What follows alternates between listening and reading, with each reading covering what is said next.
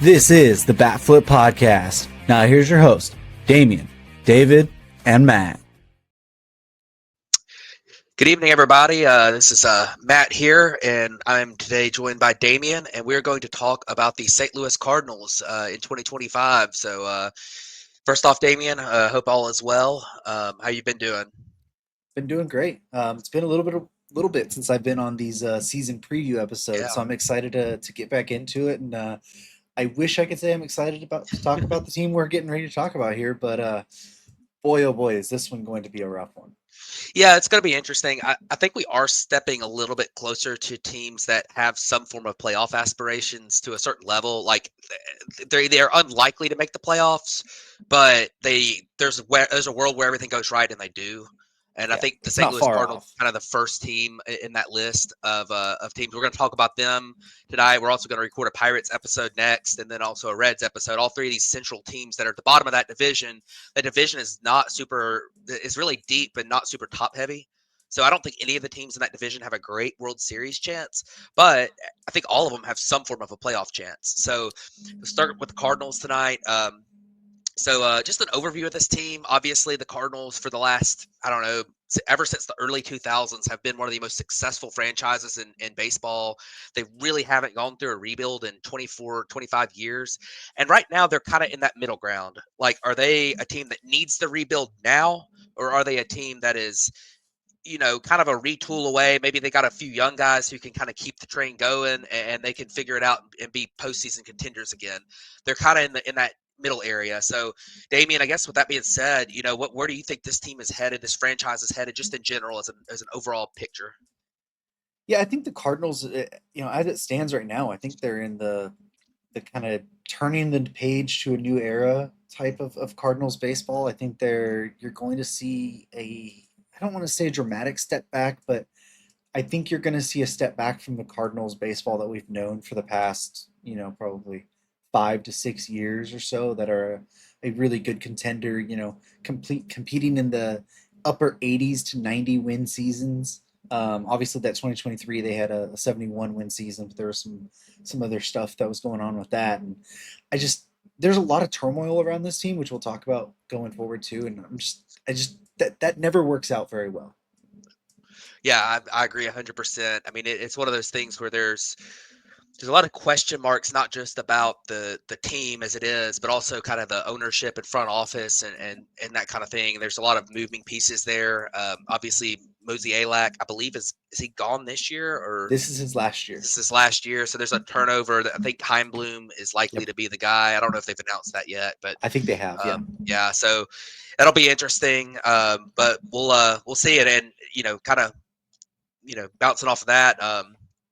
What they did this offseason. And Mm. I mean, it kind of goes to show what we're saying. I think they're unsure too what to do because, they signed Nick Anderson as a minor league free agent. I just wanted to put him on there because there's somebody and he's been in the big leagues for a while. He's kind of interesting, but it's just a question mark. They didn't add anybody. I mean, they added a bunch of minor league free agents, but their list of offseason moves was extremely small. It's by far the shortest list we've had, even shorter than the White Sox and the Marlins, these obvious rebuild teams. They've at least added some pieces that are like 1 year rental. They can maybe flip them at the deadline if they have a good year type things. Um, the Cardinals haven't added anybody. So, Damien, I mean, there's not much to talk about with the additions, but Yeah. I mean, do you think they should have added a lot, or do you think this is a team that should just kind of see how the season starts off, maybe add at the deadline if they're in it, and trade away some pieces if they're not? Well, I wasn't expecting them to be major, players in the free agent market. Like they had pretty much told us before, before the off season that like, hey, our goal is to go very young here. We want to see what our young guys have. And we kind of just want to go from that. We kind of want to move off our aging veterans, the Nolan Arenados, the potentially the Sonny Gray or the Wilson Contrerases, and maybe even Miles Michaelis and Eric Fetty, Ryan Helsley.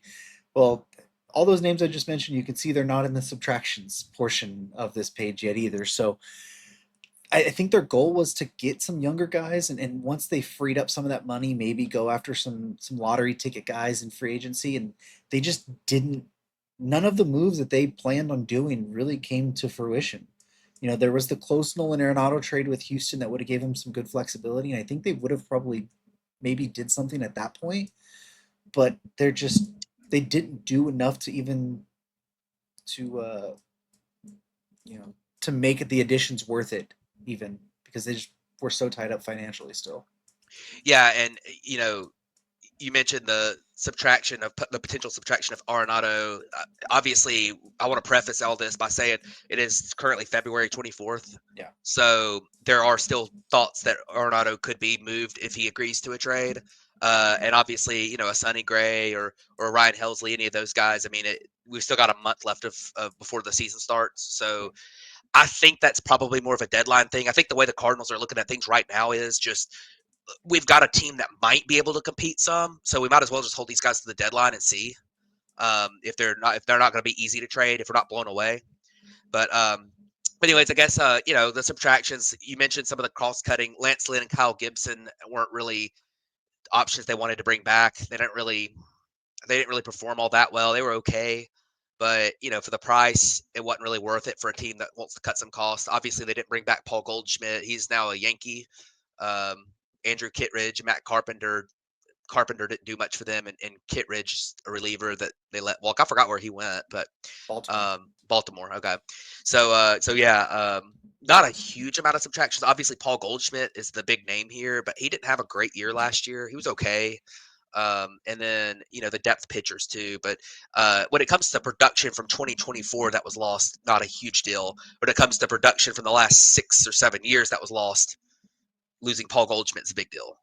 But moving on, and this kind of will explain a little bit of the additions thing, and we'll look at the position players here, and this is kind of where I feel like they there's not a lot of spots where they could have signed one of those 1 year guys to a $10 million, $5 million deal to move at the deadline. Because if you look at their lineup, all these guys are either established players like Arenado, Contreras, Donovan, Newtbar, or they are young in the case of Mason Wynn or Nolan Gorman, or they're like in the case of Jordan Walker, it's a guy who they want to see what they got in him because he was a top 5 pick or a top 5 prospect in baseball. I don't remember exactly where he was picked, but um, top 5 prospect in baseball just a couple years ago, came up, had some moments in the big leagues his first year, but the defense was so bad it just kind of overshadowed everything well he did at the plate. And last year was just an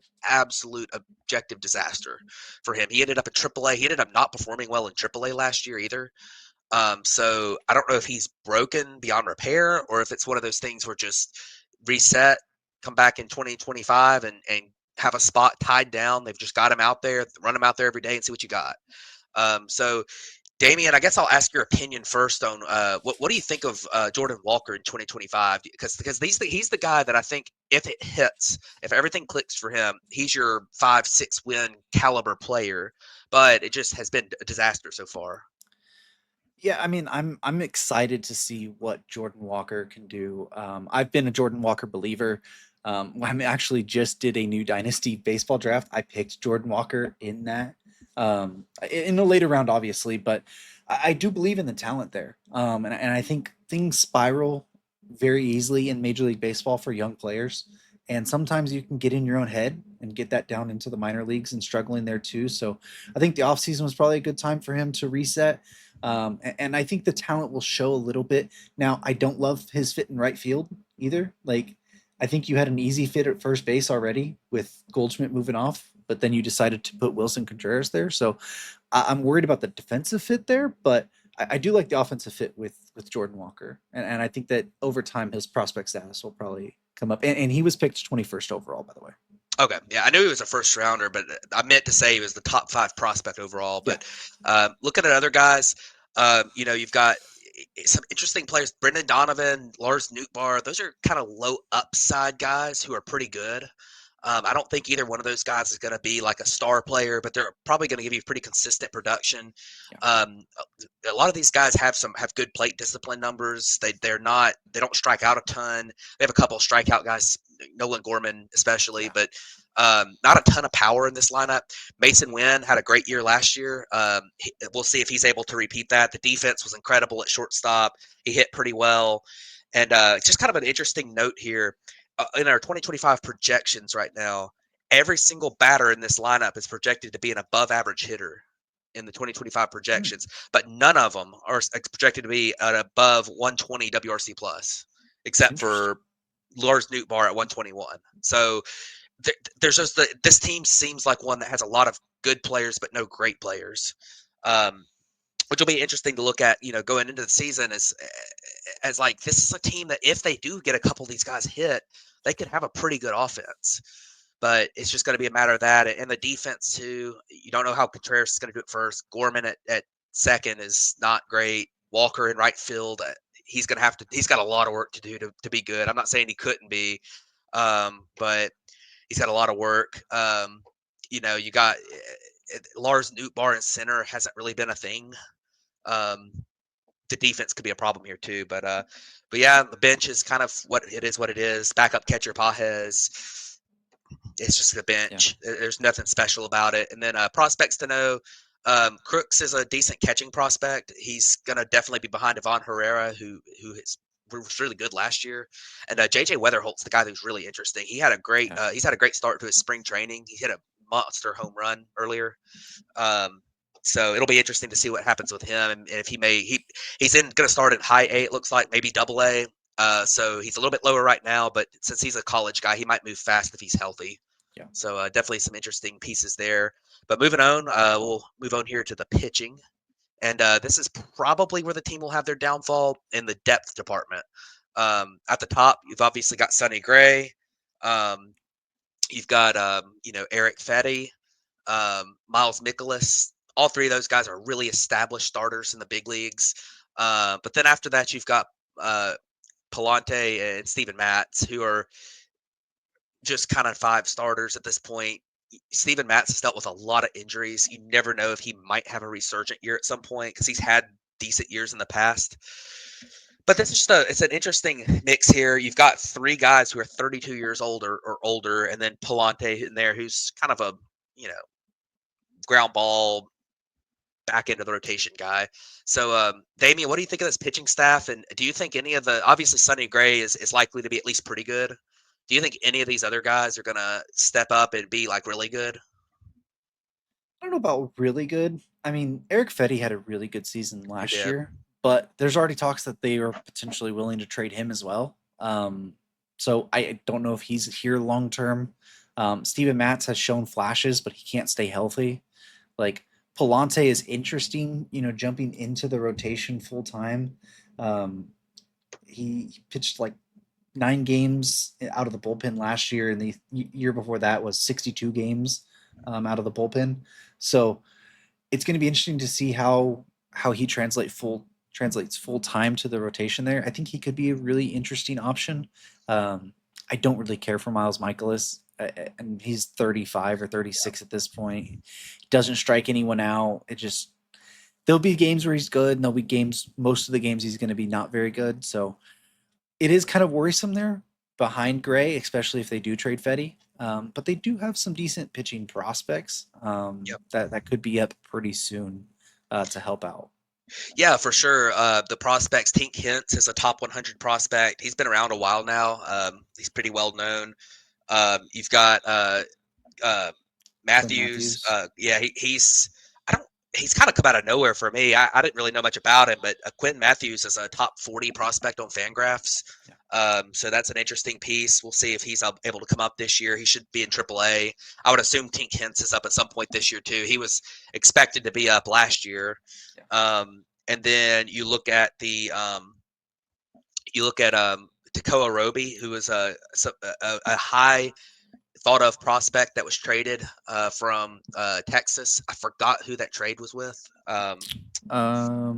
That was It was the for World Series year. was that for John King? I want to It say for might have someone been. else. And I think it might have been. I'll look it up real quick. Um, yeah, but yeah, he's a pretty solid prospect. He did struggle last year, but he was coming off of some injury too. Walks have been a problem for him in the past, but he's definitely interesting. Not a great fastball guy either. And then you look at Cooper Jerpy too. Was a high draft pick. Kind of thought of as a fast mover when they drafted him. And he has done pretty well. He struggled with walks a little bit, but his swing and miss numbers are extremely good in the minor league so far. So we'll see what happens with those guys. They're very interesting. That is for the top 5 prospects for the Cardinals right now. So definitely something to look out for there. The bullpen, Ryan Helsley at the back of the bullpen is one of the better relievers in baseball. He was very good last year. There's not a lot of bad things to say about him. Other than that, it feels like this bullpen just doesn't have much depth to it. There's some issues there. Um, we'll see if they're able to. We'll see if they're able to figure something out, and maybe a couple of these prospects help out a little bit. Um, what are some names here in this bullpen other than Helsley that stand out to you, Damien? So real quick before that, I want to clear up the Roby part I deal. remember this It being a was bad one. it was Takoa Roby, John King, Yeah. and Sagesi to the Rangers, to the Cardinals for Jordan Montgomery and Chris Stratton. Oh, Um, okay. So it was a so Montgomery rental. it was the Montgomery rental. I did have John King. I said the John King trade. He was in that deal. Yeah. Um, but what a wild name to remember out of that whole deal is Yeah. John And here King he and is in the not bullpen. Jordan Montgomery. Um, Yeah. wild that is. Okay, I don't ask me how, but anyways, that's that part of it. The bullpen is pretty interesting. Obviously Helsley is one of the best closers in baseball. Completely dominate. Like his fastball is just one of the most unhittable pitches It in is. in the game. It has incredible life, incredible ride to it. So Helsley's great. I'm not sure if he's going to be here long term. Libertor, it's going to be, I thought he was going to be a better starter than he has been. So transitioning to a bullpen role and like a back end of the bullpen role is going to be interesting to see if his stuff plays up a little bit more there. Um, but outside of that, like, I don't know. I mean, Jojo Romero is that the reliever there? I believe. Yeah. He was a former Um, Philly, I believe. yeah, I think he's had some interesting times there. There's not much. I mean, Graceffo, he's a fallen prospect. He was a top 75 prospect, I think, at one point. Um, and he's kind of fallen off. I think he's had some command issues from starting rotation. So going to the bullpen, another guy whose stuff could play up there, but there's just not a lot to love in the bullpen outside of Helsley. Yeah, I'm with you, and I do think it's interesting to see Matthew Liberatore and Gordon Graceffo, both former, like you mentioned, top prospects who haven't been relievers very long. So we'll see if they are able to translate their skill to the bullpen. Yeah. That's the type that typically would break out at some point. So we'll see what happens there. But moving on, our last piece here is going to be the outlook, 2025 outlook. We're looking at an over/under win total for the Cardinals of 77.5. So, Damien, you taking the over or under on that? It's a good line. It's a really It good really line. is. I think I'm going to take the under though. I do think there's a little bit of underperformance from some guys, and I do think that during the season at some point we'll see a Fetty trade, we'll see a Arenado trade at some point. And I wouldn't even be surprised like, at the deadline we see a Helsley because I believe he's a free agent after this year. Yeah. Um, so that guy he kind of just has to go, and I just don't love the rest of the depth there. So I I'm gonna take the under, but I think it's gonna be right around this number. Yeah. Yeah, I'm with you. I think I'm going to take the under as well. I mentioned earlier this division is really deep, so I don't think there's going to be a lot of easy nights for this team. It's not like there's Yeah. a White Sox to beat up on and bank some wins late in the season or something.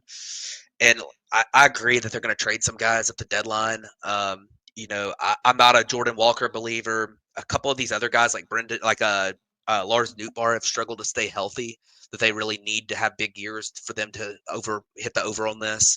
Um, and their pitching is old enough to where I would be surprised if they stay healthy all year. And obviously, you mentioned the possibility of some of them getting traded. So I'm not a believer in this team. I think they do have some form of upside. But I'm not really a believer in this team, and I don't think that they're going to hit the over on that 77.5. I could see them being close to it, but like Yeah. maybe 74 wins, 73 Yeah. wins, something like that. And their odds to make the postseason plus 360. That's up from some of the teams we've talked about so far. The odds to win the Central plus 600. Like I mentioned, the Central just doesn't have a team that just stands out. They don't really have bad teams, but they don't have a team that stands out. And then the odds to win the World Series are plus 12,000, which makes sense because I don't think any of these Central teams have World Series upside. I mean, maybe the Cubs are the closest to it, but I don't think they have it either. So definitely an interesting team to look for this year. This is going to be a swing year for them on what they decide to do in the future. So it's definitely going to be a team to watch, um, even if they're not the most successful team in Yeah. 2025. So, I guess that'll wrap it up for us. Any final thoughts, Damien? No, I mean, like we've pretty much hit it on here. This Cardinal season is going to be. It's not going to be good, but I think it's going to be interesting, just because there's so many different moving pieces that could potentially happen, and so many young guys that we need to see. Can they really establish themselves? Can Nolan Gorman get back to his 2023 season? Can Jordan Walker reach the status that we think he can get to? What's Wilson Contreras at first base going to look like? So ton of interesting stuff, they're on the field, and then obviously all the people we've talked about: Helsley, Arenado, um, Fetty, Gray. Like, do they get traded? Do they not? So it's going to be an interesting year to watch the Cardinals because of everything that's happening. But I don't think the games on the field are going to be too pretty. Yep, I'm with you on that. So, thanks everybody for tuning in to us, and don't forget like, comment, subscribe, and we'll see you on the next one. Thanks everybody.